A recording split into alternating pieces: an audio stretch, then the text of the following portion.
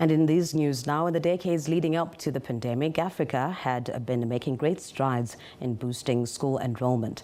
Education is considered a universal human right as well as an issue of public good and responsibility. However, there are still many, particularly children in developing African countries, who do not enjoy this right. Now, the Africa Education Medal has been launched to recognize the tireless work of those who are transforming education across the continent. And to help us unpack more on this, we'll speak to Vickers Porter, who's the founder and CEO of T4 Education. Now, Mr. Porter, thank you so much for taking the time to join us this evening. A pleasure to be talking to you. Now, anything to shine the spotlight on education, especially in the positive light in the country as well as the continent, in light of the challenges that we've just mentioned, is a step in the right direction. If you can just briefly take us through what the Africa Education Medal seeks to achieve. Yeah, if you look at the context and you look at the stories that just preceding this interview that you've covered, they cover crime, corruption, the environment. And the thing I'll tell you is that the surefire way of making sure that we all make progress is by doubling down on education.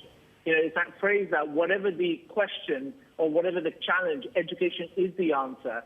And over the course of the pandemic, what we have seen is while schools have been shut down, there's been so much in the educational fraternity and community that has been going on that we want to shine a spotlight on all the great stuff, all the good stuff, all the positive stuff, so that we can inspire people to be more committed to education, but also for those people who are change makers to get inspired by what others are doing. And that's what the whole idea of the African Education Medal is.